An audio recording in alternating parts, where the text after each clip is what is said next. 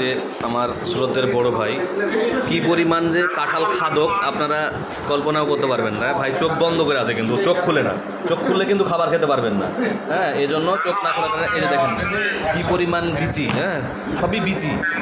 এখন এই লোক কিন্তু চোখ বন্ধ করে খাচ্ছে, যদি চোখ খোলা থাকে তাহলে কিন্তু খেতে পারবে না, যার কারণে এই অবস্থা। হ্যাঁ, এখন আমার সর্দার বড় ভাই কাঁঠাল খাবে। আপনি আপনারা একটু দেখেন কিভাবে কাঁঠাল খাচ্ছে।